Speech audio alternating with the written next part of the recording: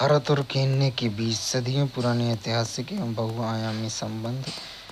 Kenya ने संयुक्त राष्ट्र सुरक्षा परिषद के स्थायी सदस्य के रूप में भारत की उम्मीदवारी का समर्थन किया है। केन्या के संसदीय प्रतिनिधिमंडल ने लोकसभा अध्यक्ष को भेंट की है।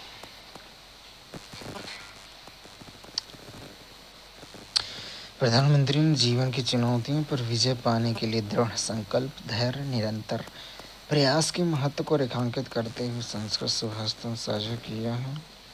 भारत के उपराष्ट्रपति सीपी राधाकृष्णन ने केन्या के संसदीय प्रतिनिधिमंडल से मुलाकात की। राज्यसभा के सभापति द्वारा राज्यसभा में 271वें सत्र के समापन के दिया गया विदाई भाषण। डॉक्टर पद्म गुरमीत को 100वां रुपया चिकित्सा में अनुकरणीय काम के लिए केंद्र शासित प्रदेश लद्दाख राज्य पुरस्कार 2025 से सम्मानित किया गया। लेह स्थित राष्ट्रीय 100वां रुपया संस्थान के निदेशक डॉक्टर पद्म गुरमीत को लद्दाख में 100वां रुपया चिकित्सा प्रणाली के संरक्षण, संवर्धन और विकास में उनके योगदान के लिए वर्ष 2025 तक केंद्र शासित प्रदेश लद्दाख राज्य पुरस्कार प्रदान किया गया है।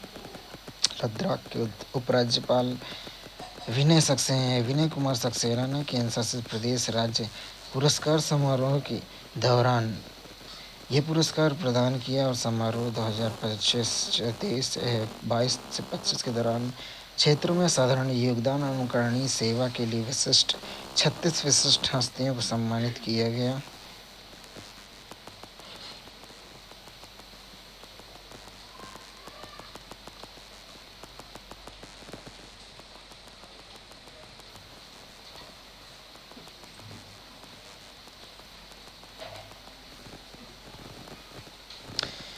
इसरो पृथ्वी की निचली कक्षा में उपग्रहों की बढ़ती संख्या का अंतरिक्ष में मलबे के जमाव की समस्या को पूरी तरह से अवगत है। इसके कम करने रोकने के लिए हर संभव कदम उठा रहे हैं। 1996 अंतर एजेंसी अंतरिक्ष मलबा समन्वय समिति का सदस्य रहा है भारत। भारतीय अंतरिक्ष नीति उपग्रहों का उपयोग खत्म होने पर इसके निपटान के अंतर्राष्ट्रीय दिशा निर्देशों का पालन अनिवार्य है।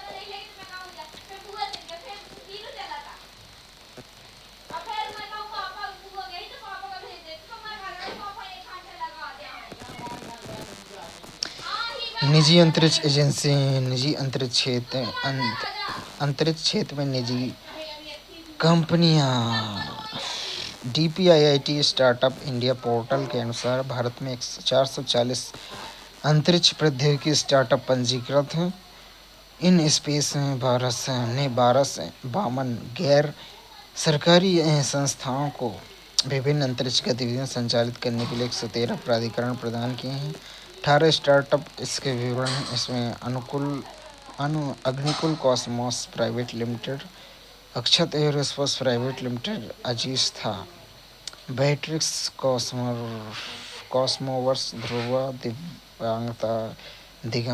दिगंतारा गैलेक्सी, हैक्स इनऑर्बिट, मनुस्थो, InSpace tech India private limited, orbital aerospace, PierSight, Pixel space, Skyroot aerospace, space kids, TakeMe 2 space technology private limited. अंतरिक्ष प्रौद्योगिकी के अनुप्रयोग में चंद्रयान 3 14 जुलाई 2023 को लॉन्च, 23 अगस्त 2023 को चंद्रमा के दक्षिणी ध्रुव में पहली बार सॉफ्ट लैंडिंग सुरक्षित उतरा। आदित्य L1 2 दिसंबर 2023 को लॉन्च किया। जनवरी 2024 में पृथ्वी के L1 की ओर हेलो कक्षा में स्थापित हुआ। एक्सपोसैट 1 जनवरी 2024 को लॉन्च हुआ।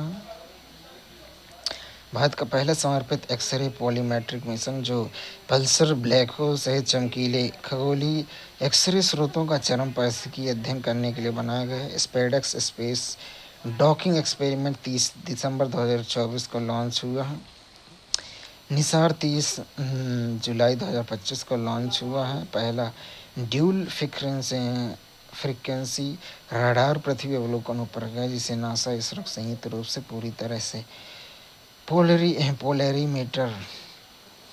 पोलरीमेट्रिक इंटरफेरोमीटर डेटा का उपयोग करके वैश्विक माइक्रोवेव इमेजिंग का विवरण किया। जीसैट 7A CMS-03 भारत का सबसे उन्नत देसी रूप से विकसित सैन्य संचार उपग्रह जिसे भारतीय नौसेना की रणनीतिक संचार क्षमताओं को बढ़ाने के लिए डिजाइन किया गया। आपदा प्रबंधन, शासन व्यवस्था, उपग्रह संचय। आगामी मिशन में गगनयान, चंद्रयान 4, चंद्रयान 5 और वीनस ऑर्बिटर मिशन और चंद्रयान 4 मिशन, चंद्रयान 5 मिशन। अंतरिक्ष स्टार्टअप्स को सहयोग।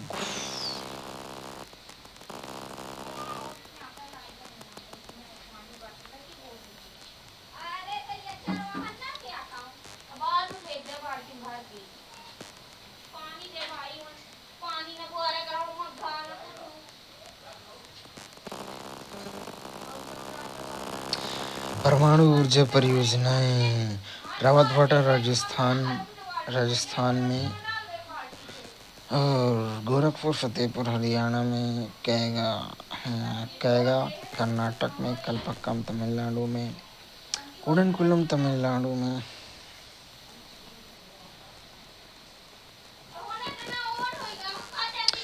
केंद्रीय मंत्री श्री शिवराज सिंह चौहान व श्री प्रहलाद जोशी 14 अगस्त को पंजाब हरियाणा दौरे पर। केंद्रीय मंत्री श्री शिवराज सिंह चौहान ने राजस्थान तेलंगाना को RKVY व KV मद में दी बड़ी स्वीकृति। नागर विमान मंत्री श्री राम मोहन नायडू ने हर घर तिरंगा अभियान द्वारा 26 के तहत तिरंगा रैली की झंडी दिखाई।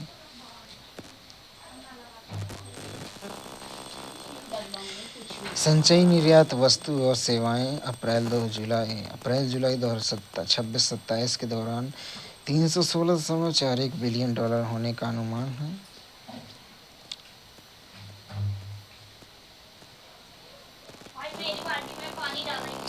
स्मारकों का संरक्षण। देश में राष्ट्रीय महत्व के घोषित 3688 प्राचीन स्मारक और पुरातात्विक स्थल एवं अवशेष हैं। 414 स्मारक हैं। स्थलों का अतिक्रमण की सूचना मिली है। सरकार ने संज्ञान लिया प्राचीन स्मारक पुरातत्व स्थल अवशेष अधिनियम 1958 के प्रावधानों के अंतर्गत किसी स्मारक के संरक्षण के उस भूमि का अधिग्रहण या स्वामित्व अनिवार्य नहीं है जिस पर स्मारक स्थित है। भारतीय पुरातत्व सर्वेक्षण का प्राथमिक उद्देश्य उसके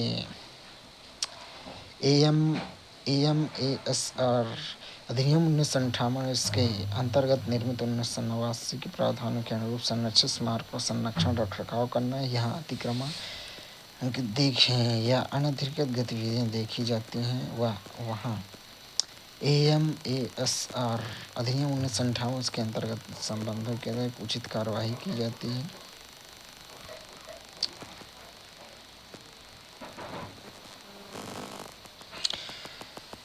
सांस्कृतिक विरासत तक डिजिटल पहुंच मार्च 2026 तक लॉन्च किए गए उन्नत भारतीय संस्कृति पोर्टल 2.0 के माध्यम से सांस्कृतिक विरासत का डिजिटल पहुंच मजबूत करने के महत्वपूर्ण कदम उठाए गए।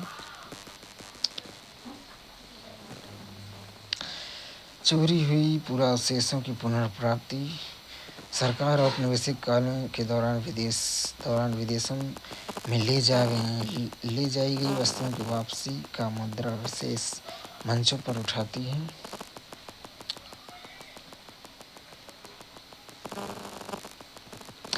इंडिया ऑप्टेल लिमिटेड ने उच्च आवर्धन क्षमता वाली स्वदेशी दूरबीन गरुड़ असैन्य बाजार के लिए पेश की है। इंडिया ऑप्टेल लिमिटेड ने उच्च आवर्धन क्षमता वाली स्वदेशी दूरबीन गरुड़ आम लोगों के इस्तेमाल के लिए सैन्य बाजार में पेश की है।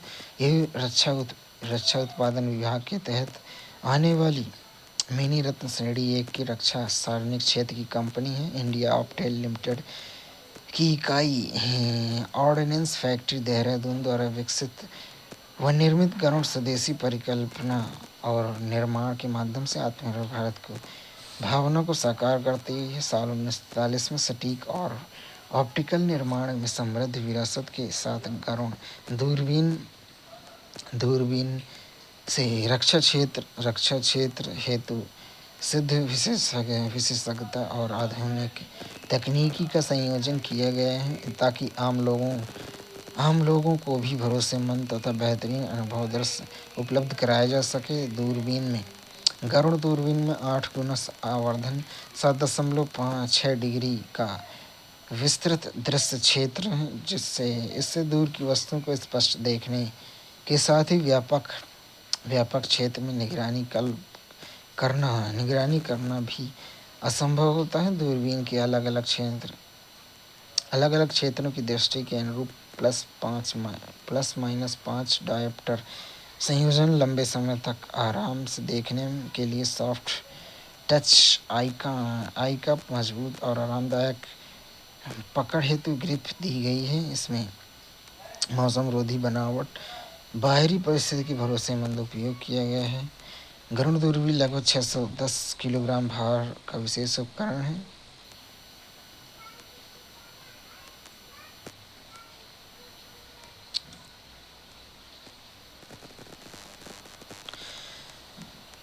रक्षा राज्य मंत्री द्वारा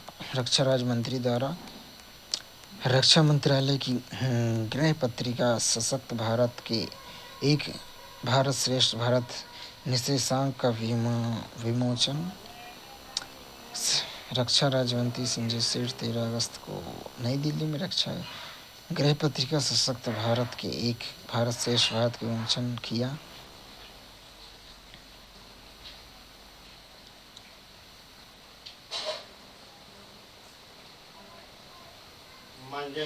मिशन मौसम भारत सरकार पृथ्वी विज्ञान मंत्रालय केंद्रीय क्षेत्र की व्यापक योजना मिशन मौसम लागू कर रही है, जिसका उद्देश्य भारत में मौसम के लिए तैयार और जलवायु के प्रति जागरूक राष्ट्र बनाना है। इस मिशन का शुभारंभ प्रधानमंत्री ने 14 जनवरी 2025 को किया था। इसका उद्देश्य पृथ्वी अवलोकन और पूर्वानुमान प्रणाली को मजबूत करना, उच्च प्रभाव वाली मौसम घटनाओं के लिए प्रारंभिक चेतावनी सुधार करना, निर्बाध मौसम सूचनाएं प्रदान करना है, जिससे जलवायु लचीलापन और आपदा तैयारी में वृद्धि हो सके।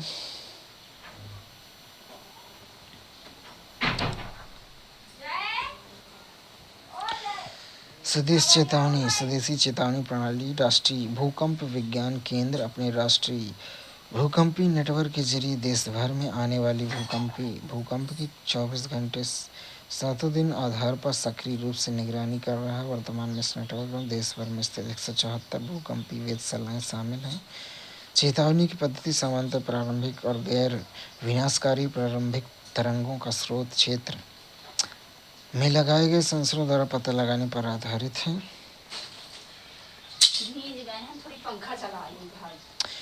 मौसम पूर्वानुमान के लिए एआई और भूस्थानिक प्रौद्योगिकियां पृथ्वी विज्ञान मंत्रालय ने स्थानों के माध्यम से कृत्रिम बुद्धिमत्ता आधारित 3 वैश्विक मौसम मॉडलों को परिचालन ला रहा है।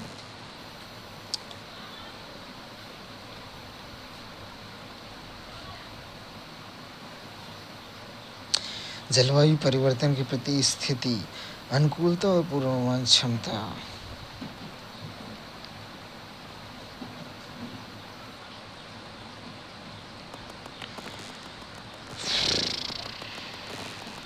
दो 2030 तक पूर्वानुमान की सटीकता 10 से 15% सुधार, 5 किलोमीटर × 5 किलोमीटर से अधिक रेजोल्यूशन पर गंभीर मौसम संबंधी खतरों का पूर्वानुमान,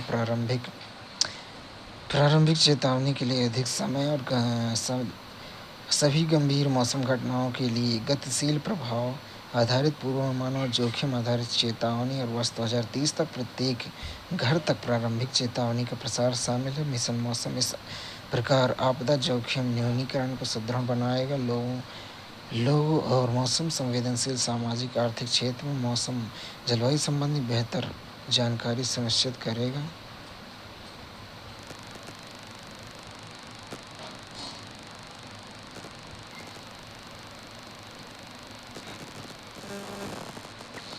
दीर्घकालीन पूर्वानुमान क्षमता का उन्नयन।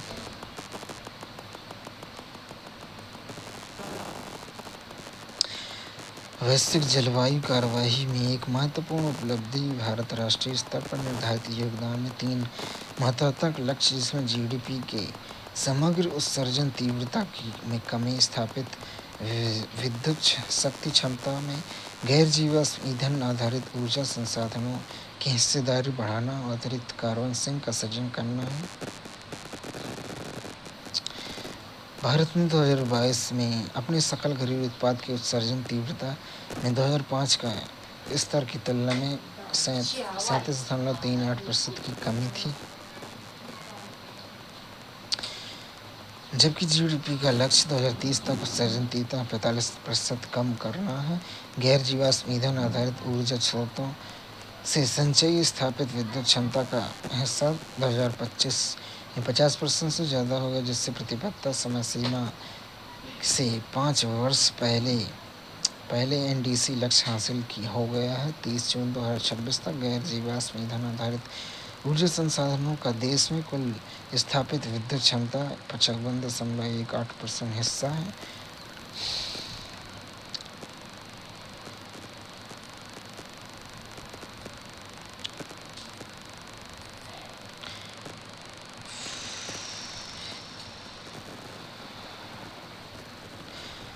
विशाखापट्टनम विश्व हाथी दिवस 2026 समारोह आयोजित। हाथी संरक्षण और प्रबंधन के अनुकरणीय योगदान के लिए गज गौरव पुरस्कार 2026 प्रदान किया गया।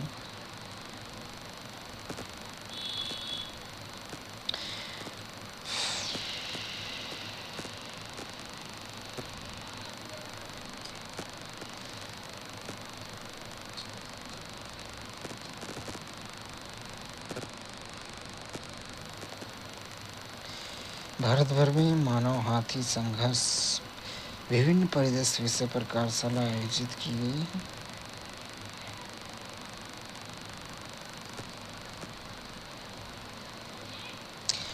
राष्ट्रीय समारोह भाग के रूप में श्री कीर्तिवर्धन सिंह ने हाथी संरक्षण और प्रबंधन में अनुकरणीय योगदान के लिए गज गौरव पुरस्कार 2026 प्रदान किए हैं।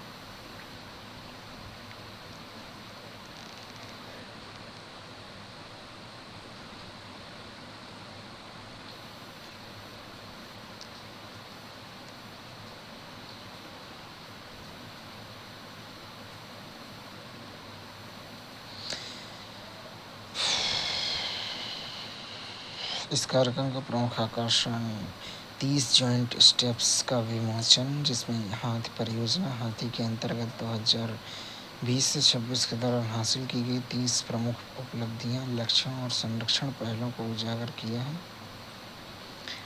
1992 में केंद्र प्रायोजित योजना के रूप में शुरू प्रोजेक्ट एलिफेंट हाथी उनके आवासीय गलियारे की रक्षा। दक्षिण भारत, कर्नाटक, केरल, आंध्र प्रदेश, तमिलनाडु में हाथी मानव संघर्ष व्यापक समझ और प्रबंधन क्षेत्रीय कार्य योजना।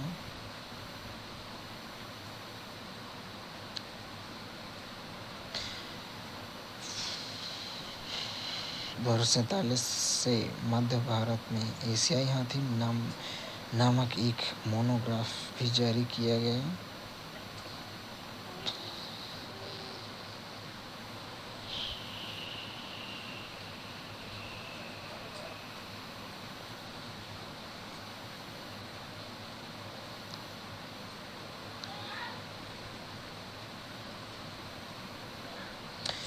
राष्ट्रीय जैव विविधता प्राधिकरण ने सरसों के आनुवंशिक संसाधनों से प्राप्त एक 15.52 करोड़ रुपए की एबीएस राशि जारी की। सरसों की खेती क्षेत्र में आधार पर 26 राज्य जैव विविधता बोर्डों और 3 केंद्र शासित प्रदेश जैव विविधता परिदृश्यों के बीच राशि का बंटवारा किया जाएगा।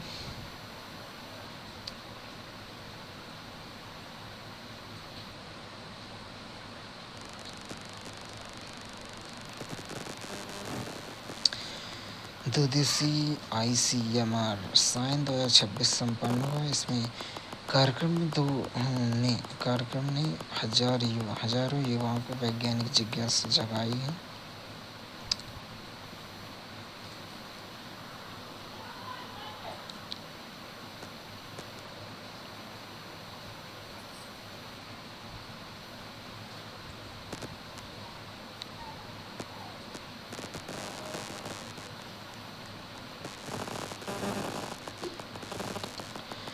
केंद्रीय स्वास्थ्य परिवार कल्याण मंत्रालय ने एनीमिया मुक्त भारत अभियान पर 2 दिवसीय राष्ट्रीय कार्यशाला का आयोजन किया, जिसमें सभी राज्यों के केंद्र प्रदेशों के 160 से अधिक प्रतिनिधि ने भाग लिया है। एनीमिया व्यापक समाधान हेतु स्वास्थ्य कार्यक्रमों और मंत्रालय के बीच मजबूत समन्वय की आवश्यकता है।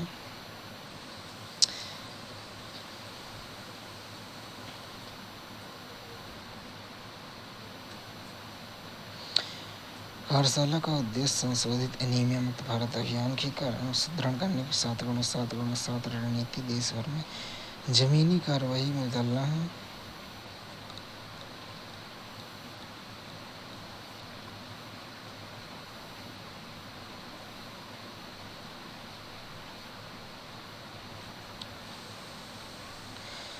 भारी उद्योग मंत्रालय को sinter rare earth permanent magnet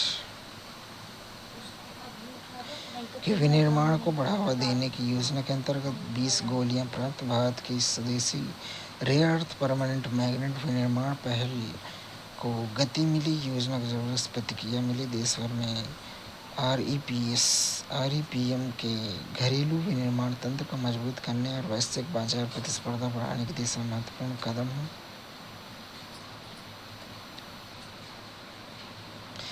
rare earth permanent magnet दुनिया में सबसे शक्तिशाली मैग्नेट्स में शामिल है। इसका व्यापक इस्तेमाल इलेक्ट्रॉनिक वाहनों, विंड टर्बाइनों, उच्च तकनीकी वाले इलेक्ट्रॉनिक उपकरणों, एरोस्पेस और रक्षा प्रणालियों में किया जाता है।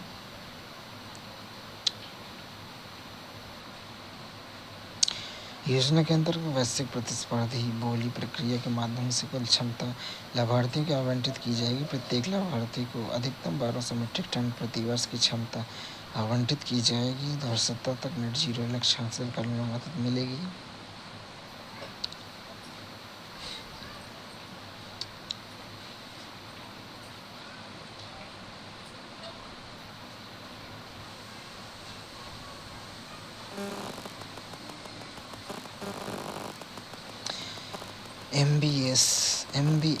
SBMG चरण 2 के अंतर्गत 5.63 लाख से अधिक गांवों की तरल अपशिष्ट प्रबंधन व्यवस्था लागू की गई है। गांवों की सतत स्वच्छता पर ग्रे वाटर प्रबंधन पर केंद्रित है। केंद्र प्रायोजित योजना है जिसे राज्यों के प्रदेशों संबंधित कार्यान्वित किया जाना। 1 अप्रैल 2024 से शुरू किया गया।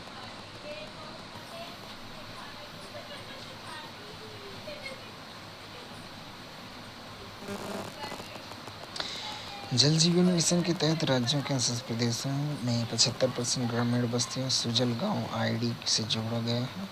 सुजल गांव और सुजलाम भारत ID के माध्यम से जल जीवन मिशन के तहत ग्रामीण जलापूर्ति डिजिटल शासन मजबूत करेगी।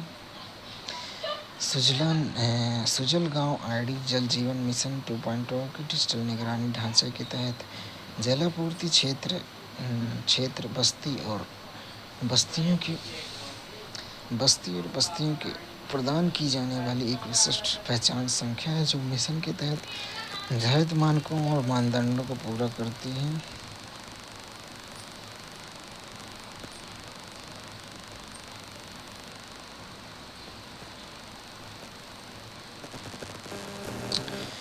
केंद्रीय विधि और न्याय राज्य मंत्री स्वतंत्र प्रभार से राम मेघवाल ने विधायी विभाग में पुनर्गठित इंडिया कोड पोर्टल का शुभारंभ किया। कानूनों तक पहुंच को अधिक सरल, तेज और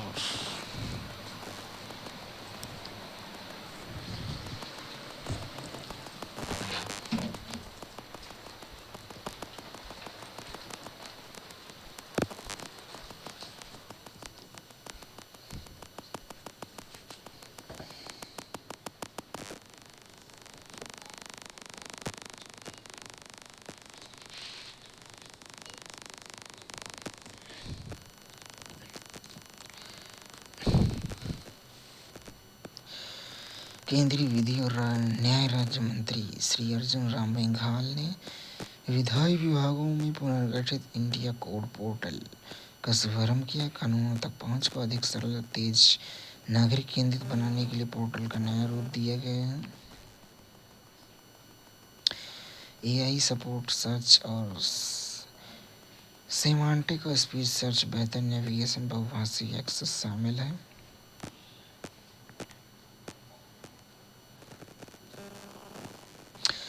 न्यायालयों में महिलाओं के अनुकूल बुनियादी ढांचा। राज्य सरकारों, केंद्र शासित प्रदेशों के संस्थानों के बढ़ावा देने के लिए केंद्र सरकार में 93-94 जिला और अधीनस्थ न्यायालयों के बुनियादी ढांचे में विकास हेतु केंद्र प्रायोजित योजना लागू कर रही है।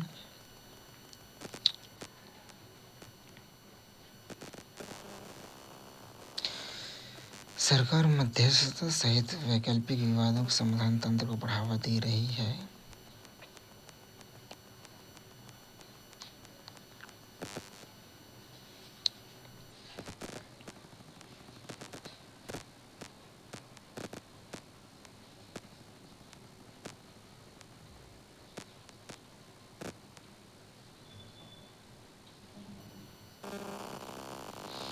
ई-कोर्स एकीकृत मिशन मोड परियोजना का कार्यान्वयन न्यायिक प्रणाली में सूचना प्रौद्योगिकी के उपयोग को सुदृढ़ करने के उद्देश्य से ई-कोर्ट मिशन मोड परियोजना को देश भर में चरणबद्ध तरीके से कार्यान्वित किया जा रहा है।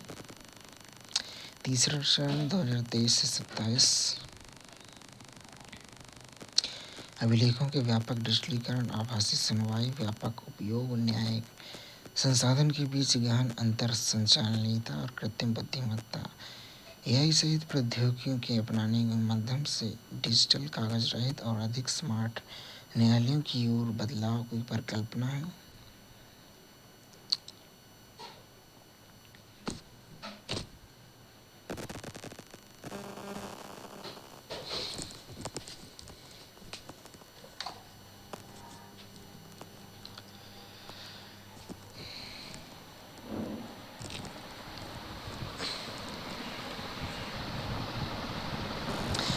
संसद मानसून सत्र अनिश्चितकाल के लिए स्थगित, दोनों सदनों में पारित हुए 12 विधेयक।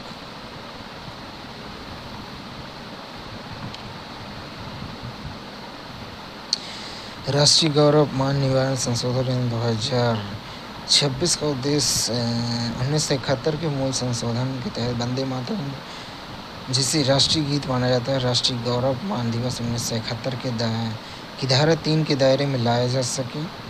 जन्म मृत्यु रजिस्ट्रीकरण संशोधन विधेयक 2026 वर्ष 1969 के मूल अधिनियम में संशोधन कर जन्म मृत्यु के देर से रजिस्ट्रेशन के लिए नियमों को और सख्त करने का प्रयास किया गया, जिसे एक आसान सत्यापन प्रणाली नियत की गई, जिस प्रत्येक विधेयक में 1 वर्ष के बाद और 2 वर्ष तक रजिस्ट्रेशन केवल सक्षम एग्जीक्यूटिव मजिस्ट्रेट की मंजूरी से और 2 वर्ष बाद केवल फर्स्ट क्लास जुडिशियल मजिस्ट्रेट की मंजूरी से करने का प्रावधान है। MSME विधेयक 2026-2006 के अधिनियम को संशोधन करके MSME निःशुल्क स्वैच्छिक पंजीकरण के लिए एक राष्ट्रीय डिजिटल प्लेटफॉर्म उपलब्ध कराएं, जिस तक पहुंच के लिए MSME सेक्टर को मजबूत करना है। बैंक कार बही साक्ष्य विधेयक 2026 बैंक कार बही की परिभाषा का दायरा बढ़ाना, ताकि इसमें बैंकों द्वारा जारी रखे जाने वाले सभी रिकॉर्ड, चाहे वे physical, electronic, visual, digital, cloud, web हों, सभी के रूप में होगा। केरल नाम परिवर्तन विधेयक 2026 में संविधान के अनुच्छेद 3 के अनुसार केरल का नाम बदलकर केरलम करने की पहली सूची में संशोधन करने का प्रस्ताव है। राष्ट्रीय सहकारी विकास निगम विधेयक 2026 का उद्देश्य सहकारी विकास निगम अधिनियम 1962 संशोधन कर केंद्र सरकार द्वारा अधिसूचित की जाने वाली किसी भी दूसरी खाद्य वस्तु को खाद्य पदार्थों की सूची में शामिल करने की परिभाषा को वृद्धि करना है। भौगोलिक रोक को हटाना, संवर्धित अपडेट के सही सहकारिता को मजबूत करना है, पुराने नियमों को हटाना है, जरूरी आकस्मिक अधिकार देना है।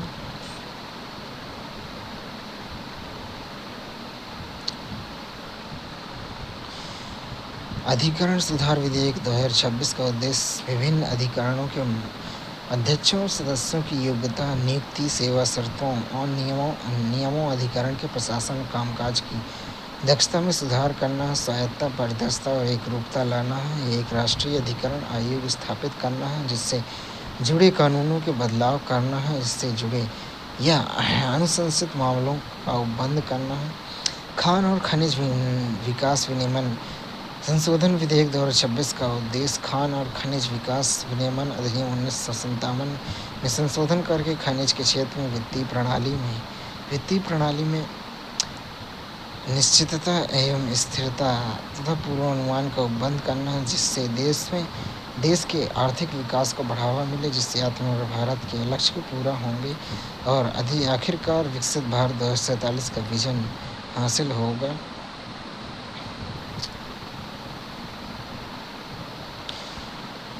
18वीं लोकसभा के 8वें सत्र में राज्यसभा के 171वें सत्र के दौरान निपटाए गए विधायी कार्य में लोकसभा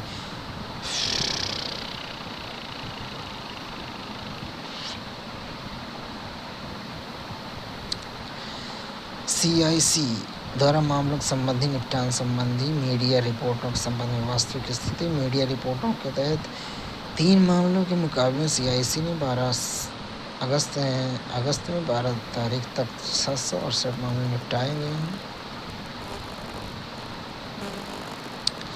CP ग्राम का प्रदर्शन वित्त वर्ष 23-24 से 25-26 CP ग्राम द्वारा प्राप्त अमृत मंत्रालयों को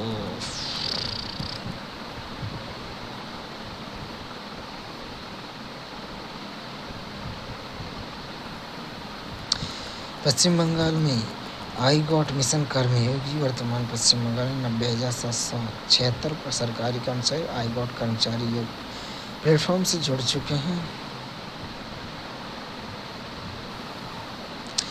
विवाद रहित पेंशन व्यवस्था। केंद्र सरकार सिविल कर्मचारियों को पेंशन और अन्य सेवानिवृत्ति लाभों के संबंधित नीतियों के निर्माण के लिए पेंशन और पेंशनभोगी कल्याण विभाग नोडल विभाग है।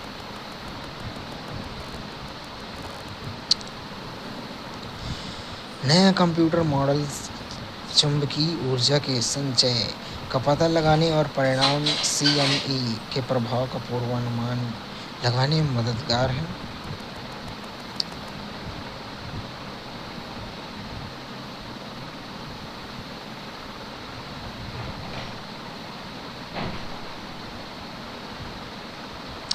CME हमारे सौर मंडल में होने वाली सबसे नाटकीय और शक्तिशाली घटनाओं में से एक है। ये चुंबकीय प्लाज्मा के विशाल विस्फोट होते हैं जो सूर्य के लाखों किलोमीटर प्रति घंटे की अंतरिक्ष में बाहर निकलते हैं और ये रुख पृथ्वी की ओर करते हैं। ये उपग्रह प्रणालियों को नुकसान पहुंचा सकते हैं, विद्युत ग्रिड को बाधित कर सकते हैं, वैश्विक संचार सेवाओं को बाधा कर सकते हैं। इन विस्फोटों से केंद्र में चुंबकीय फ्लक्स रोप होते हैं जो प्लाज्मा में मौजूद चुंबकीय क्षेत्र की रेखाओं के गुण के मुड़े हुए गुच्छे होते हैं, जिन्हें व्यापक रूप से CME में प्राथमिक प्रेरक के रूप में माना जाता है। हालांकि CME के दौरान चुंबकीय ऊर्जा किस प्रकार संचित होती है और फिर मुक्त होती है, वह सौर भौतिकी की सबसे जटिल अनसुलझी पहेलियों में से एक रही है।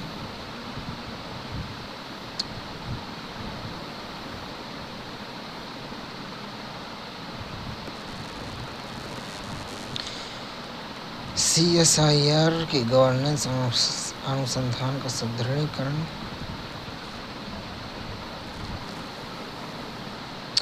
उच्च शिक्षा के लिए इंस्पायर C छात्रवृत्ति। सरकार ने प्रमुख योजना इंस्पायर C उच्च शिक्षा के छात्रवृत्ति को बंद किया है। योजना का उद्देश्य अधिक मजबूत करने, उनके कार्यान्वयन ढांचा सुधार करने और विज्ञान और प्रौद्योगिकी अनुसंधान की बढ़ती प्राथमिकताओं के लिए संरेखित करके कर्नाटक में किया जा रहा है।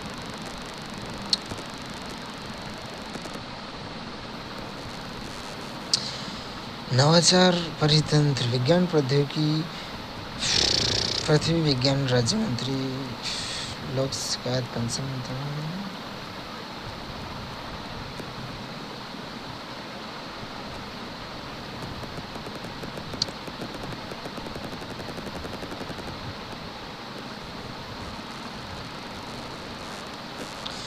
Innovation in science pursuit for inspire research कार्यक्रम।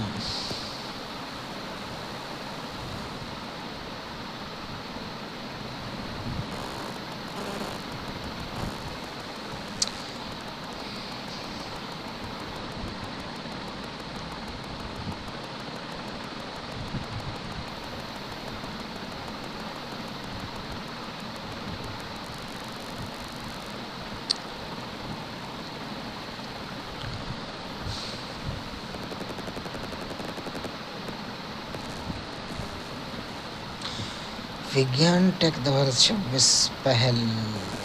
जय प्रौद्योगिकी विभाग ने विज्ञान प्रौद्योगिकी विज्ञान टेक नामक अपनी पहली राष्ट्रीय पहल का आयोजन प्रौद्योगिकी दिवस 11 मई 2026 को BRIC राष्ट्रीय प्रतिरक्षा विज्ञान संस्थान नई दिल्ली में किया। इसका उद्देश्य विज्ञान प्रौद्योगिकी और नवाचार के लिए सरकार के समग्र दृष्टिकोण को बढ़ावा देना है।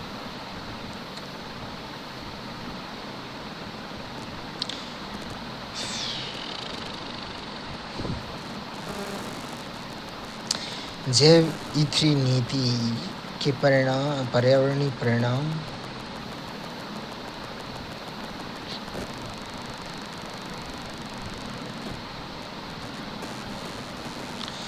सरकार ने वरिष्ठ नागरिकों के कल्याण और स्वास्थ्य सेवा और सामाजिक सुरक्षा के उपायों को सुदृढ़ किया है। अटल अभ्युदय योजना, स्वास्थ्य सेवा और सामाजिक सुरक्षा के उपाय भारत की बढ़ती बुजुर्ग आबादी के लिए मददगार साबित हो रहे हैं। सामाजिक न्याय अधिकारिता राज्य मंत्री ने श्री BL वर्मा द्वारा लोकसभा में श्री यदुवीर वाडियार को दी गई लिखित जानकारी में भारत में बुजुर्ग आबादी 2011 के 10 करोड़ से बढ़कर 2036 तक 23 करोड़ होने की अनुमान है। कुल आबादी में हिस्सेदारी 8.4% से बढ़कर 14.9% हो जाएगी। अटल वयोवृद्ध योजना नामक एक व्यापक योजना कार्यान्वयन कर रहा है।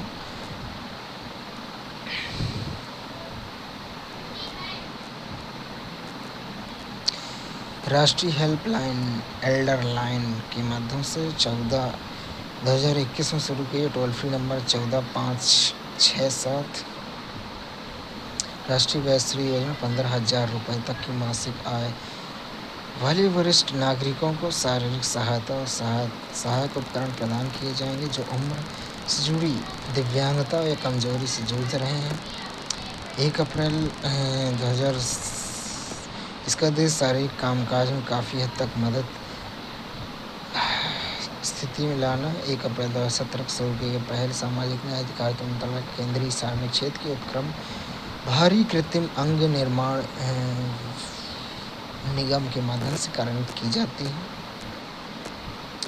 Senior care ageing growth engine घटकों के बुजुर्गों को सामना की जाने वाली आम समस्याओं के अभिनव समाधान को बढ़ावा देता है। बुजुर्गों की देखभाल करने वाले प्राधिकरण उनको लागू कर रहे हैं।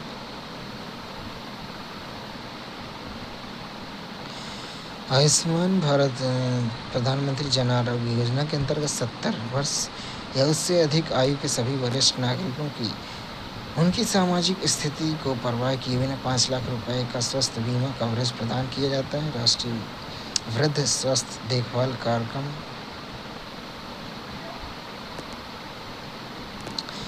ग्रामीण विकास मंत्रालय द्वारा कार्यान्वित राष्ट्रीय सामाजिक सहायता कार्यक्रम के माध्यम सामाजिक सुरक्षा सहायता प्रदान की जाती है। इस कार्यक्रम के तहत केंद्र सरकार की ओर से 60 से 79 वर्ष की आयु वाले पात्र वरिष्ठ नागरिकों को 200 रुपये प्रति माह और 80 वर्ष या उससे अधिक वाले वरिष्ठ नागरिकों को 500 रुपये प्रति माह पेंशन मिलती है।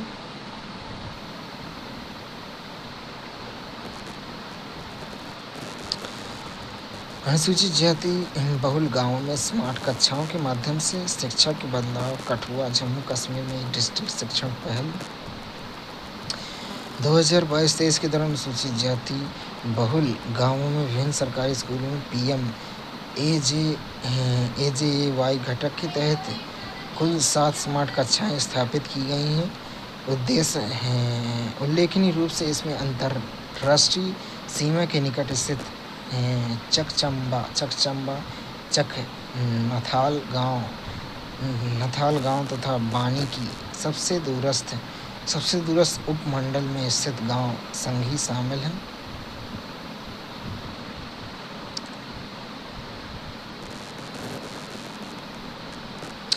नशा मुक्त भारत अभियान देश भर में 30 करोड़ से अधिक लोगों को पहुंच जागरूकता किया है। Toll free number 14 446।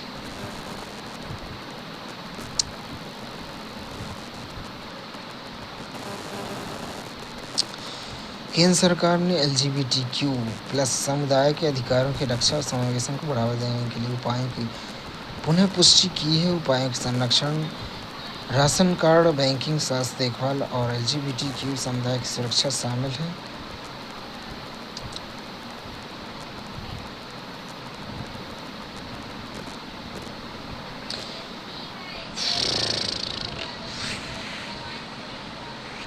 मंत्रालय ने बताया कि ट्रांसजेंडर व्यक्ति अधिकारों की सुरक्षा अधिनियम 2026 में संशोधन किया गया। ट्रांसजेंडर व्यक्तियों के संरक्षण कल्याण के लिए एक व्यापक कानूनी ढांचा प्रदान करता है। इस अधिनियम में जन्मजात असमानताओं वाले इंटरसेक्स व्यक्तियों को ट्रांसजेंडर व्यक्तियों की परिभाषा में शामिल किया गया है।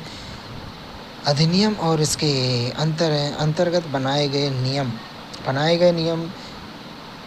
नियम भेदभाव के खिलाफ सुरक्षा प्रदान करते हैं। कल्याणकारी उपायों व अन्य अधिकारों तक पहुंच की सुविधा प्रदान करते हैं।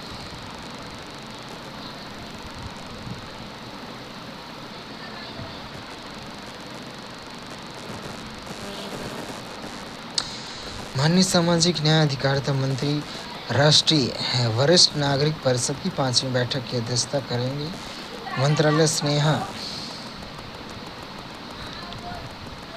मंत्रालय Sneha stories of nurturing engagement, happiness and active ageing नामक पुस्तक लॉन्च करेगा। माननीय सामाजिक न्याय अधिकारिता मंत्री डॉक्टर वीरेंद्र कुमार कल अंबेडकर इंटरनेशनल सेंटर नई दिल्ली में राष्ट्रीय वरिष्ठ नागरिक परिषद की 5वीं बैठक की अध्यक्षता करेंगे।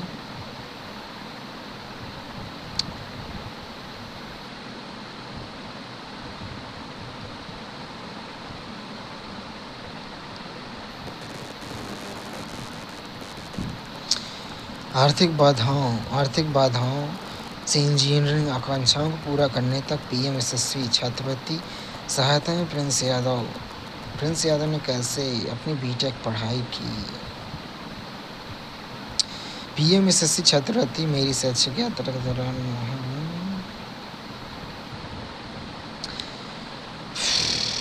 पीएम यशस्वी छात्रवृत्ति योजना में ट्यूशन और हॉस्टल फीस आर्थिक बोझ को खत्म कर दिया।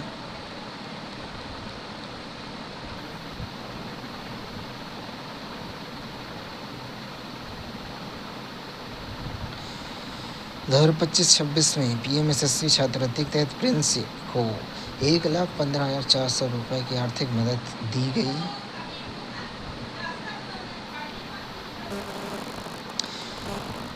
SASCI योजना कार्यान्वयन।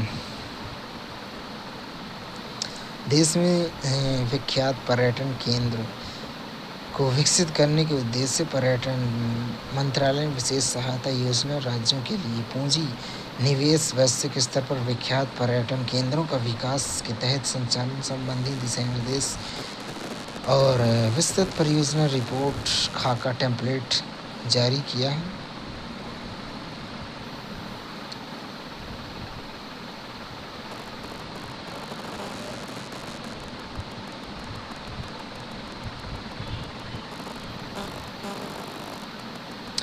अनुसूचित जातियों के लिए राष्ट्रीय फेलोशिप योजना। केंद्रीय जनजाति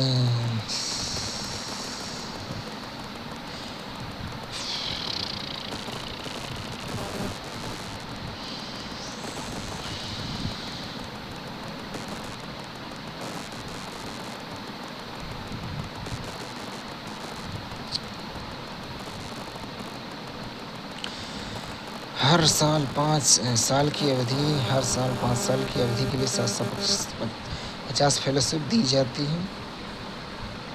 उच्च शिक्षा और शोध में सूचित जातियों के स्कॉलर्स की भागीदारी सुनिश्चित हो रही है।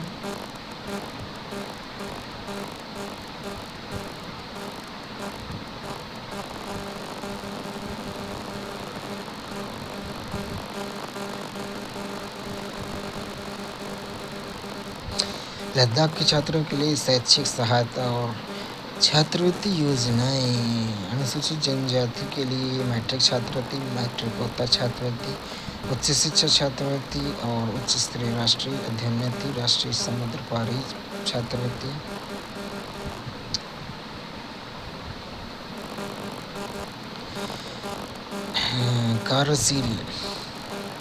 कार्यशील एकलव्य आदर्श आवासीय विद्यालय। देश भर में 508 एकलव्य आदर्श आवासीय विद्यालय कार्यशील हैं।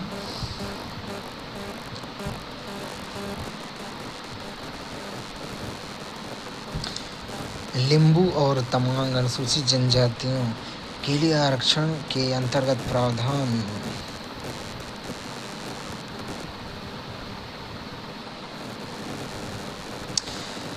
जाली अनुसूचित जाति प्रमाण पत्र के मामले।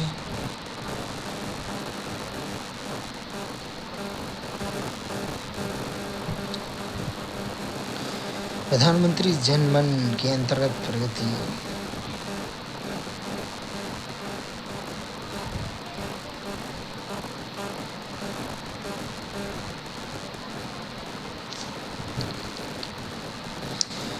जनजातियों के लिए कौशल विकास कार्यक्रम।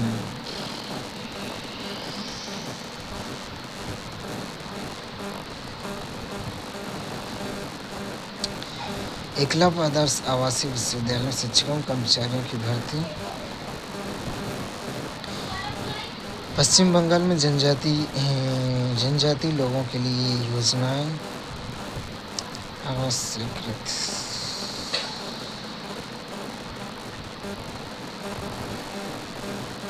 पश्चिम बंगाल में EMRS की स्थिति। 2011 की जनगणना के अनुसार 50% से अधिक अनुसूचित जनजाति आबादी, कम से कम 20,000 जनजाति व्यक्तियों वाले जनजाति बहुल ब्लॉकों में EMRS की स्थापना की गई है। राष्ट्रीय आवासीय 6 आदिवासी छात्र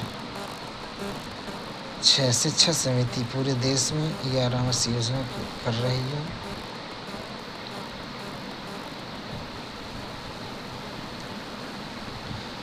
राजस्थान में जनजातीय क्षेत्रों में वन धन केंद्रों का विकास की स्थापना।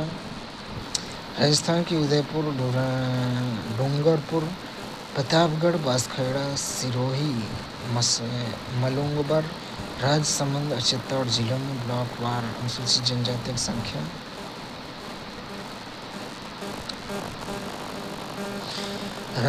बाघ रिजर्व में अनुसूचित जनजातियों का विस्थापन।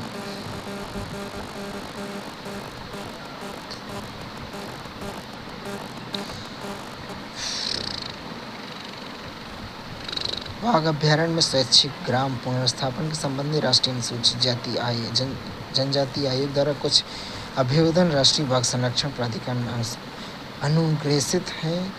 स्पष्ट किया गया है कि मूल संवेदनशील बाघ आवास क्षेत्र में गांवों का पुनर्स्थापन वन्यजीव संरक्षण अधिनियम 2006 की धारा 38F के प्रावधान और वन अधिकार अधिनियम 2006 की धारा 4(2) के अनुसार स्वैच्छिक है। वन्यजीव संरक्षण अधिनियम 1972 की धारा 38(1) के अंतर्गत राष्ट्रीय बाघ संरक्षण प्राधिकरण पर्यटन गतिविधियों प्रोजेक्ट टाइगर के मानक मानदंडों के दिशानिर्देश 2012 के डोमेन में उपलब्ध स्वैच्छिक पुनर्स्थापन के सिद्धांत को स्पष्ट रूप में रेखांकित करता है। स्वैच्छिक पुनर्स्थापन के लिए वित्तीय आर्थिक सहायता 2021 में 10 लाख से 15 लाख प्रति परिवार कर दिया गया है।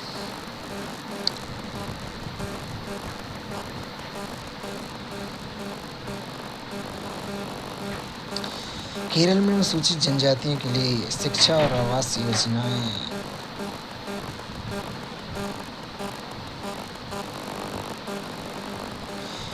पीवीटीजी हेतु पीएम जेएएनएमएएन सुदृढ़ीकरण 15 नवंबर 2023 को माननीय प्रधानमंत्री 18 राज्यों एक संघ राज क्षेत्र में रहने वाले 75 पीवीटीजी समुदायों के सामाजिक आर्थिक विकास को प्रधानमंत्री जनजातीय आदिवासी न्याय महाअभियान का शुभारंभ किया।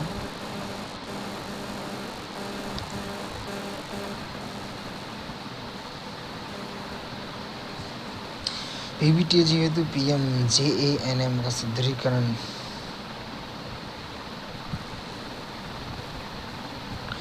मिशन आदि कर्मयोगी अभियान का कारण जनजातीय कार्य मंत्रालय ने राज्य और जिला स्तर पर समस्याओं पर निगरानी के जरिए आदि कर्मयोगी अभियान कार्यान्वयन होने में लगातार समीक्षा की है।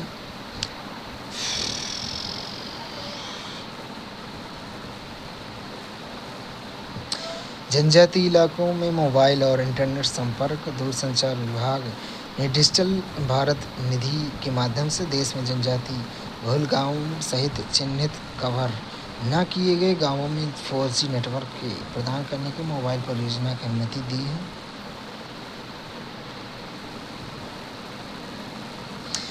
वन धन विकास केंद्र संकुलों की स्थिति। एकलव्य आदर्श आवासीय विश्वविद्यालयों की स्थिति।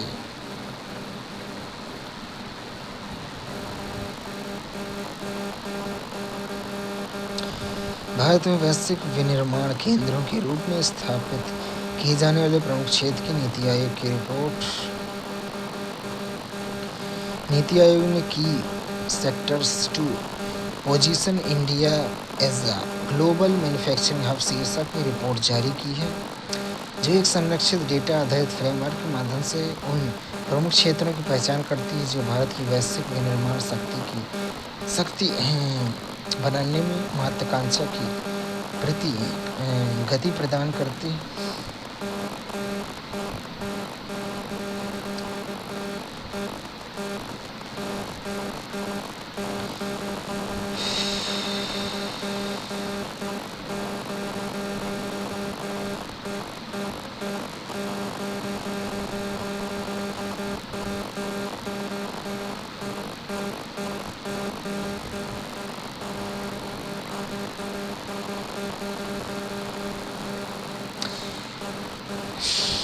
MMDR वित्त संशोधन विधेयक 2026,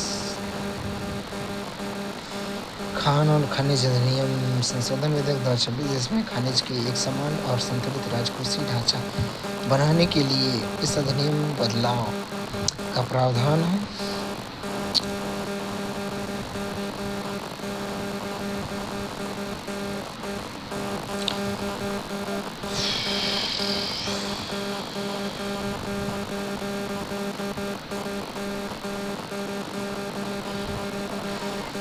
खनिज मुक्त भूमि केंद्र विनियमन के तहत लाया गया है। नई धारा 9D के तहत केंद्र द्वारा निर्देशित कर ढांचा लागू होगा। केंद्र सरकार द्वारा निर्धारित शर्तों को छोड़कर राज्य नए शुल्क नहीं लगा सकता। सभी लंबित पूर्व में बकाया अन्य अमान्य घोषित कर दिए गए। प्रत्येक खनिज अब एक निष्पक्ष समान ढांचे के लाभान्वित होगा।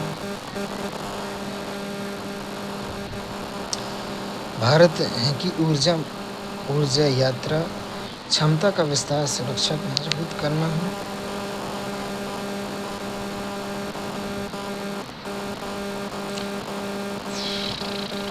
देश में 55% प्राथमिक जरूरत को पूरा करता है। 70% से अधिक बिजली उत्पादन समर्थन करता है। कोयला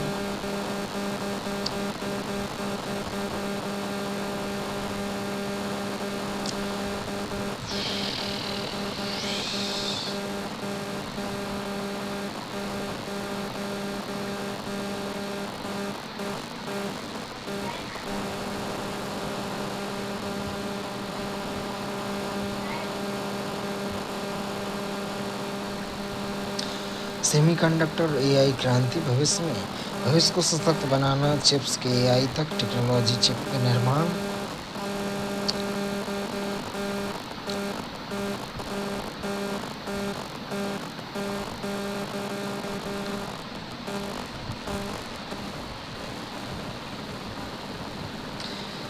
सेमीकंडक्टर फैब संयंत्र कच्चे सिलिकॉन वेफर्स के कार्यशील एकीकृत सर्किट और माइक्रोचिप में परिवर्तित करते हैं। डिस्प्ले फैब्रिकेशन संयंत्र फ़ोन, कारों और गैजेट आदि के लिए फ्लैट और फ्लेक्सिबल स्क्रीन बनाते हैं। उन्नत पैकेजिंग और विधियां संवेदनशील चिप्स को कवर और वायर और सील्ड करते हैं ताकि वे तेज़ी से काम कर सकें और लंबे समय तक चल सकें।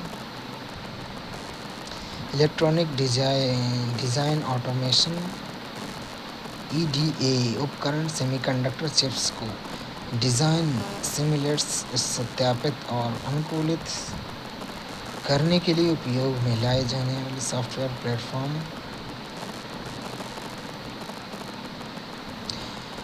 ग्राफिक्स प्रोसेसिंग यूनिट GPU एक खास तरह का इलेक्ट्रॉनिक प्रोसेसर है जिसे ग्राफिक्स, इमेज प्रोसेसिंग और डेटा से जुड़े भारी कंप्यूटिंग कामों को तेज़ी से करने के लिए डिज़ाइन किया गया है।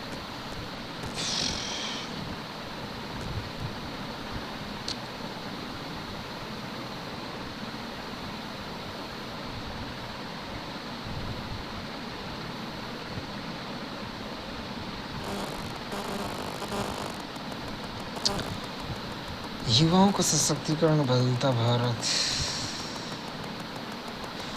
माई भारत युवाओं के नेतृत्व में विकास में का एक मंच।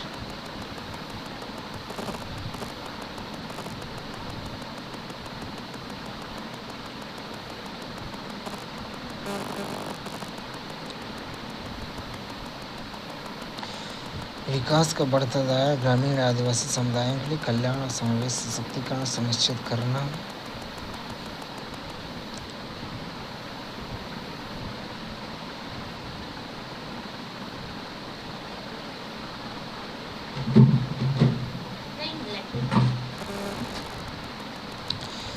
भारत सरकार के प्रधान वैज्ञानिक सलाहकार कार्यालय द्वारा विज्ञान प्रौद्योगिकी क्लस्टर वार्षिक शीर्षक 2025-26 लॉन्च किया गया। 13 अगस्त 2026 को आयोजित बैठक में भारत सरकार के प्रधान वैज्ञानिक सलाहकार प्रोफेसर अजय कुमार सूद के अध्यक्षता में प्रधान वैज्ञानिक सलाहकार कार्यालय विज्ञान प्रौद्योगिकी क्लस्टर वार्षिक रिपोर्ट लॉन्च की गई।